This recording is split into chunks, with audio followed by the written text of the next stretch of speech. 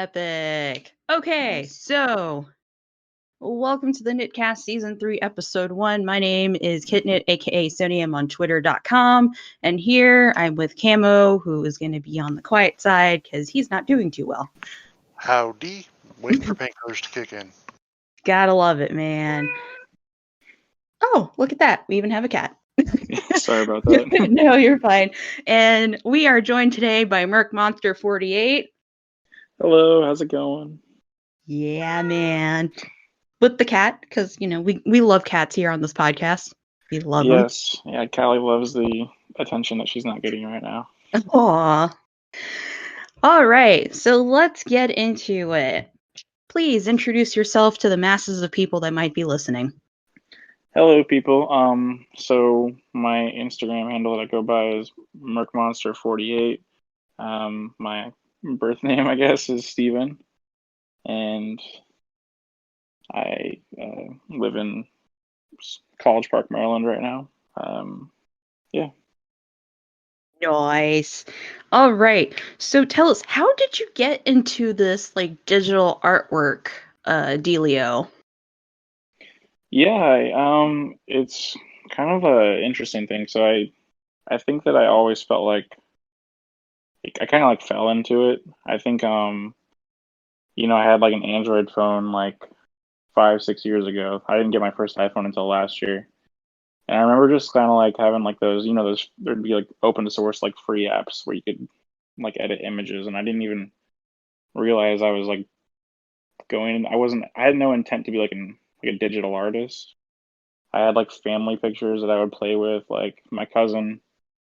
When he was a baby, I'm a huge like Batman fan, so I would buy him like Batman pajamas or costumes for Halloween, and then I would like take those pictures of him, and I was like, oh, that's cool. I could make like a movie poster out of this. So I post that stuff on like my personal Facebook page and stuff. But yeah, it just kind of happened like that, and then I think that I didn't realize I was limited to what I was using, so it was never like really easy to do that stuff on my phone, and I didn't know that how much I really enjoyed it.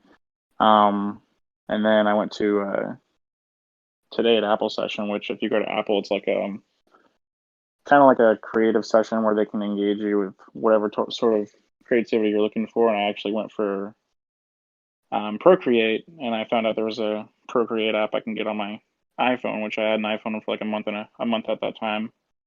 And yeah, I just it was like a $5 app, and I just kind of started doing like freehand illustrations and playing around with it. And then I remember I was the guy who showed me, Brian, told me about the app. He led the session, was like telling me basically that you could do like photo manipulations and stuff on that too. And I remember I showed him some of the stuff that I did earlier before with just like nothing like that was like fan art necessarily. It was the stuff that I did like with personal, like I turned my girlfriend into like Wonder Woman in one of them, which was pretty cool.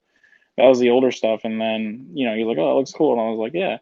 So I spent like a good year on Procreate on my phone, which I didn't produce that many pieces because it's honestly really hard. I had like a stylus I could use on my phone, but it's not like an Apple Pencil or an iPad. And I think I always knew that I was starting to feel really limited. Like I wanted to create more content, but finally in January I got my iPad and an Apple Pencil, and I've really been cranking them out since then, I think. So Yeah, definitely. I mean, that's pretty sweet. What iPad do you have?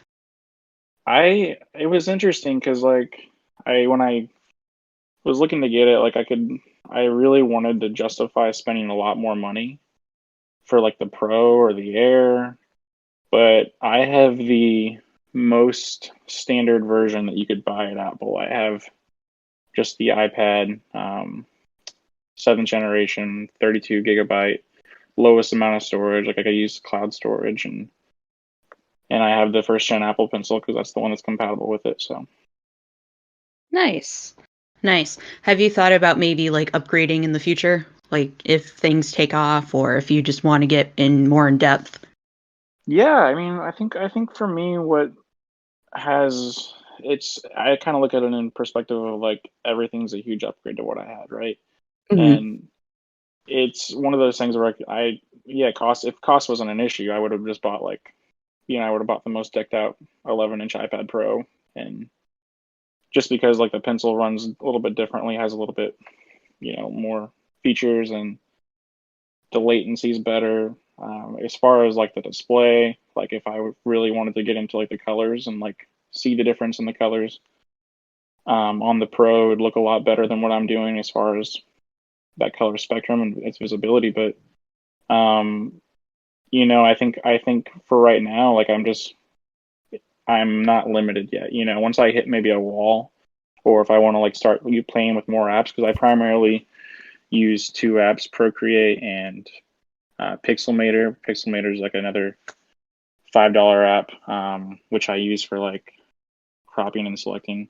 And what's great with the iPad is I can copy and paste, so I can, do a selection on Pixelmator, maybe select out a certain part of an image and then copy it and paste it straight into Procreate really nicely. But yeah, I think maybe if I feel like I'm ready to take on something like Photoshop or Affinity, yeah, maybe I'll upgrade eventually. Nice, nice. And I know like your Instagram started up, was it like late last year or middle of last year? Like when did you start up that Instagram of yours? Yeah, I actually started it technically, yeah, like January of 2019, which is actually like crazy because that's almost exactly a year um, before I got the iPad. So that's when it started, and that's when I only did like a few pieces like that entire year. Yeah, definitely. Um, with your art, have you seen like a lot of people like get into it? Like, do they make a lot of comments? I think at one point I saw you get mentioned by like a comic book website. Yeah, I think it's one of those things where like it comes in ebbs and flows, right? So I you I found that I can never, no matter, it's kind of like, I guess, like an art, like a like a recording artist, I guess. When they put out a whole album, they don't know which songs are going to be the hits. Like I think that I don't get as much engagement as I would think I would on some pictures or some pieces. And then I'm usually genuinely surprised if one of them is getting more like engagement than another one. But it kind of really comes and goes, and I noticed that it helps if I create more regularly. Maybe I'm posting a different picture every day. But Hmm. yeah, the comic book thing was interesting.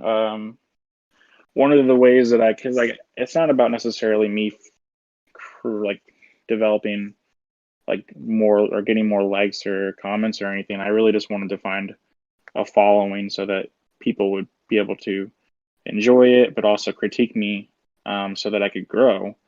Because it can be a little frustrating. Like my girlfriend's she's really honest with me, but I want more people to tell me like what they like and don't like. So to find that, one of the ways that I was doing that was I was actually like putting notifications on Twitter for like comicbook.com, or like any sort of like maybe like geek news or something, which was kind of fun because I would get like an alert saying like, oh, this person is rumored to be cast in this role in this like TV show or movie. And so I would kind of capitalize on that a little bit by it's more in the moment, right? So that one in particular that happened, I remember there was a post that said that um, Robert Downey Jr. said something about if he could play another role besides Iron Man, it'd be Hawkeye. And I thought, wow, it would be really cool if somebody would actually do like a picture of that. Like, what would that look like? And so that was the first one I did, and that was kind of like trying to hit while the iron was hot or whatever. So, and I remember scrolling through Twitter and I saw a post from comicbook.com that said, "See what Robert Downey Jr. looks like as Hawkeye," and I was like, "Oh, that's cool. I wonder who else did it." And I clicked on it. It was my stuff. That was kind of like surreal, and I definitely got like a high off of it.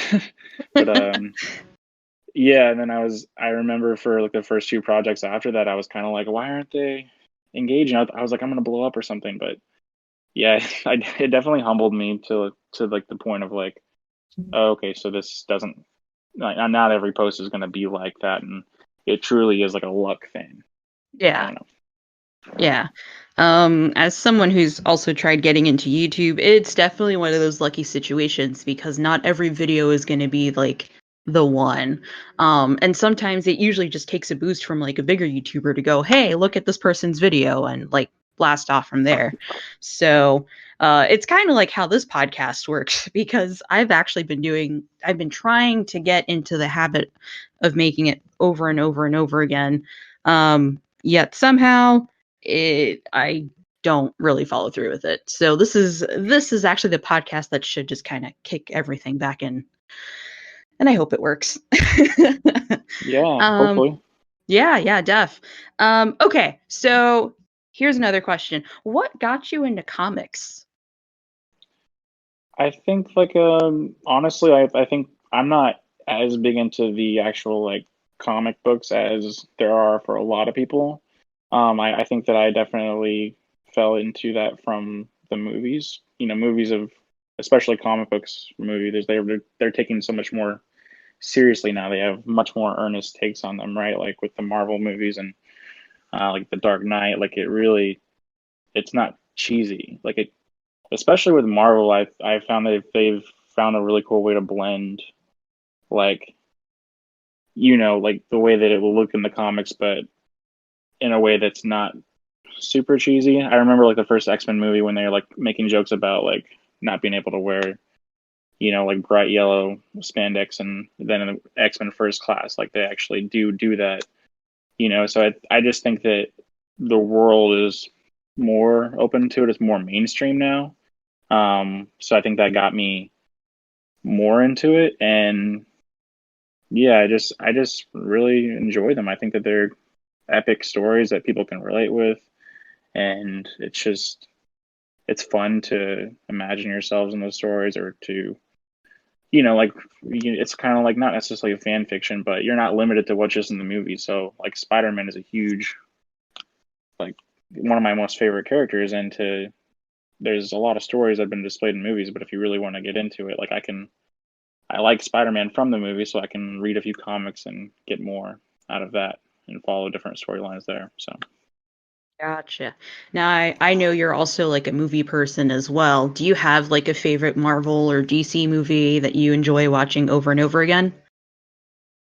yes, I love Captain America: The Winter Soldier. I think that it is like top.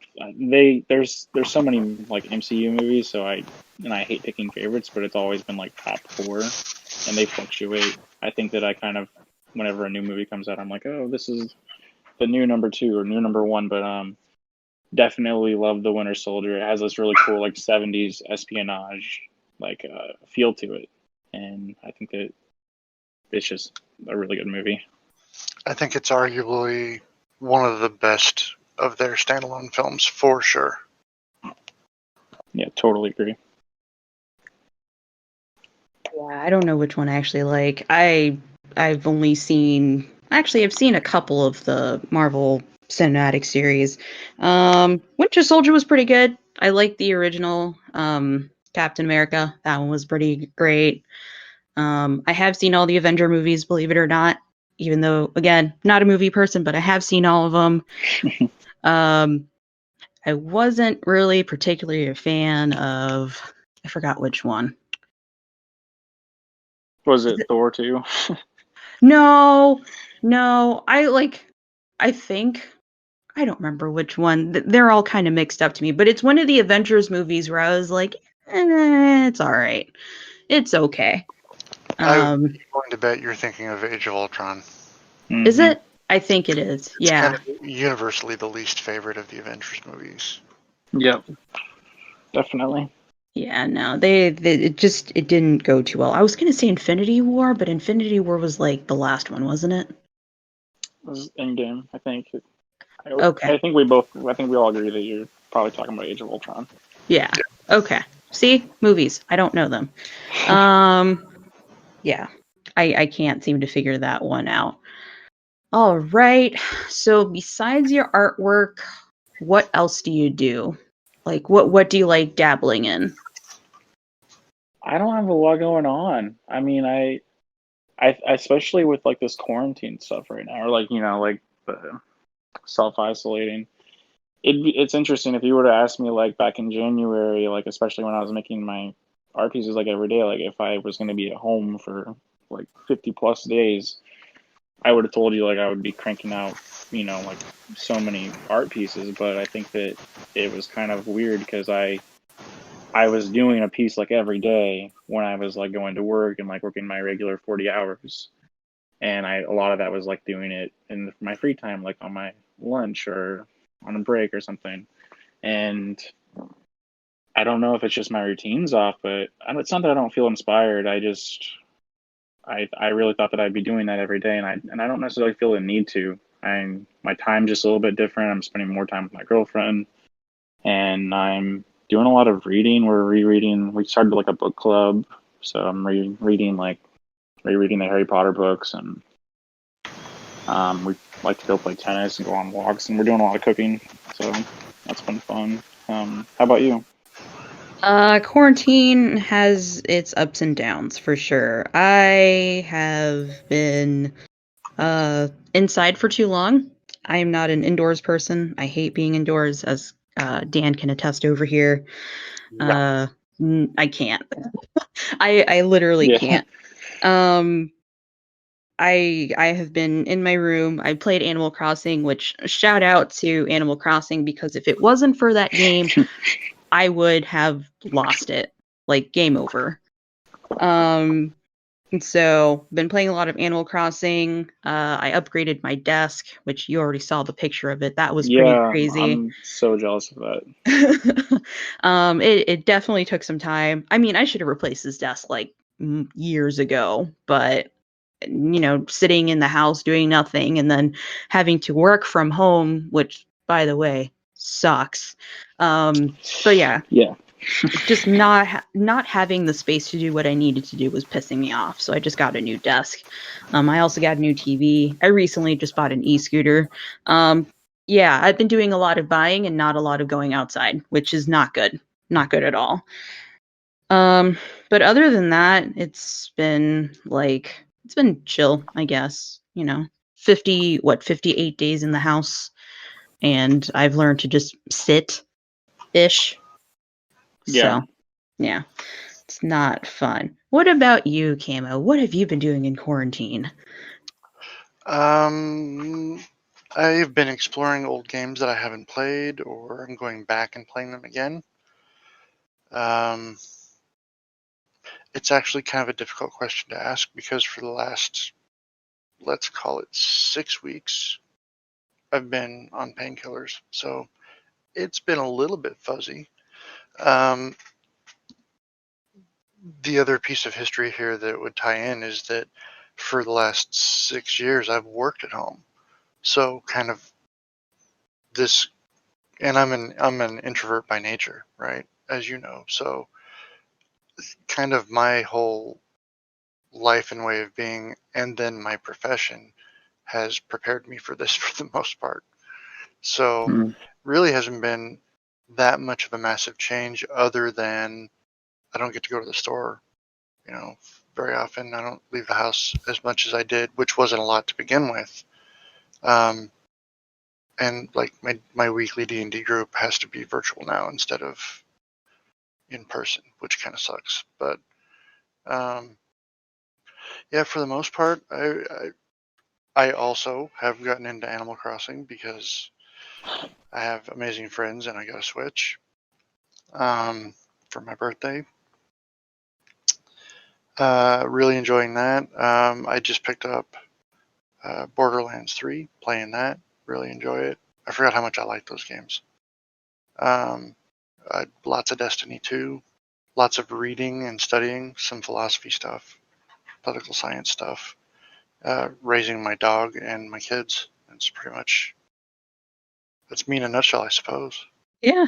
And you're not local to us, so you guys West got Coast.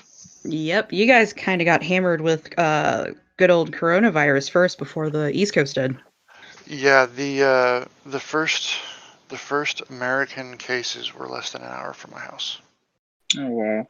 Yikes. Yeah. So I've been, and my wife is immunocompromised, right? So we like went into paranoid lockdown earlier than most people because yeah, it's a touchy thing. So, Mm-hmm. um, but we homeschool also, so we didn't have to worry too much about the kids bringing home anything. And the Washington State schools, because we schooled them through a co-op, so through the school district. So they go to classes like 2 or 3 times a week, and they went pure virtual almost immediately. They were ahead of a lot of places, so we got lucky there. Nice. Yeah, Nice. I know some of the counties out here kind of struggled with that, especially because my sister, she goes to county schools, and they were blindsided for being one of the most richest counties and also one of the most like largest and I guess one of the best ones in the country, I suppose. We kind of lagged behind, which is unfortunate because yeah, that it's kind of shocking. Took them 2 weeks to prepare, and even then, they're still out here struggling to get anything done. So, shout out to teachers, man.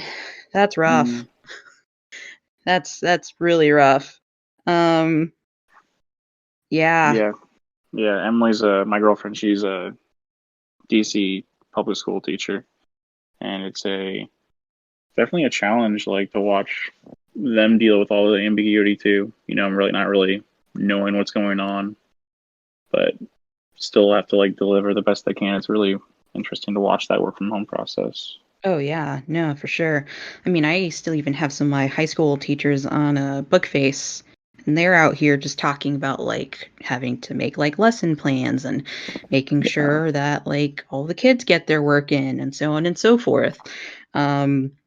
Is she like an elementary school teacher, middle school, high school? She's a kindergarten teacher, so Ooh, they don't have. I mean, you just like the lesson planning is definitely still there. Like there's still curriculum because it almost has to be not reinvented but remade because of online distance learning and also because the especially in DC and particularly like a lot of the schools in the area that she works in, like the kids don't have access to technology to watch the videos that she's posting. It's like a weird glimpse into like economic disparity. So, but yeah. yeah, I mean she's doing the best she can. There's a platform that they have for all the DC government like technically employees or for teachers to upload their lessons. So she'll just like film a lesson that the kids can like with their parents, you know, pause and engage with. But I noticed that participation's pretty um you know, it's not consistent. Yeah. Yeah, Yeah. no. It's kind of weird.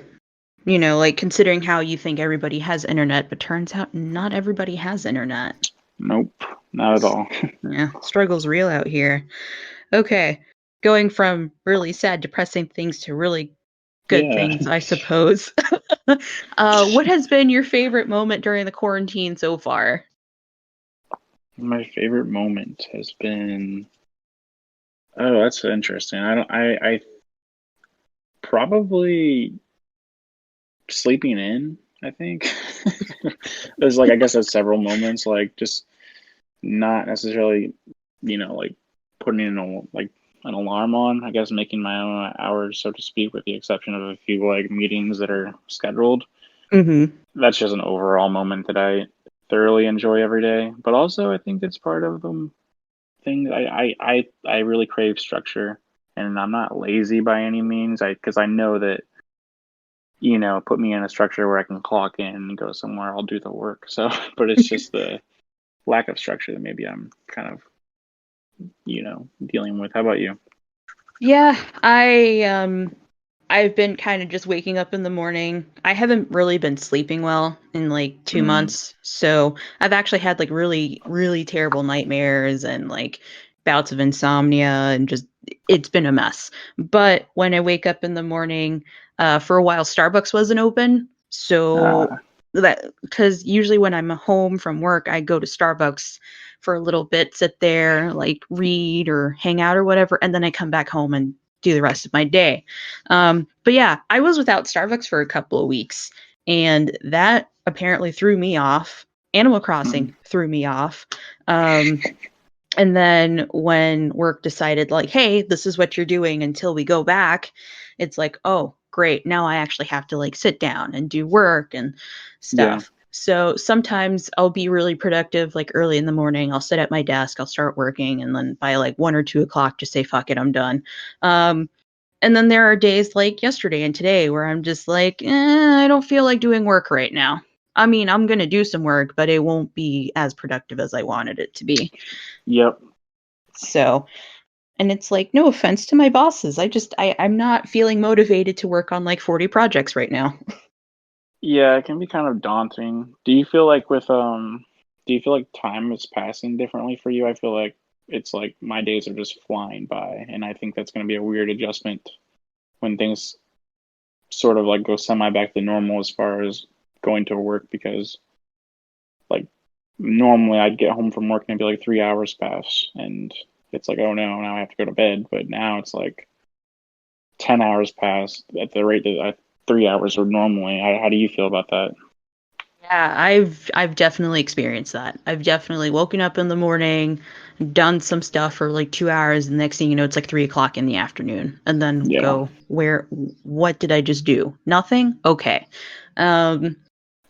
And then sometimes like with those really weird bouts of insomnia, it's like 2 in the morning, but it definitely feels like 10 o'clock at night. So yeah, time's going by a lot faster than if I was at work, because at work, even though I would be doing like actively working and stuff, it would still drag by. Yeah. So I miss it. Don't get me wrong, but at the same time, it's like, no, I'm okay. Yeah. I'll Yeah, I'll squeeze definitely. out those moments where I don't have to trek down every day for an hour and like 10-15 minutes to get to work. So two steps to my desk is better than an hour and a half. I'll take that. Yep. It's all Oh, relative. yeah. All right. Well, do you have any parting words? Would you like to tell people? Would you like to give some words of inspiration to those who might be feeling a little bit on the meh side? Because we're all been trapped in here for a while. Yeah, I mean, I guess I would just say for anybody that has ever felt like they want an outlet, or like, they want to develop a skill, I guess now's the time, right? So there's plenty of free, especially if it's technology, like there's apps that cost money, but there's a lot of free apps and things you can do to play with, or you want to develop skills, like watch a lot of videos on YouTube.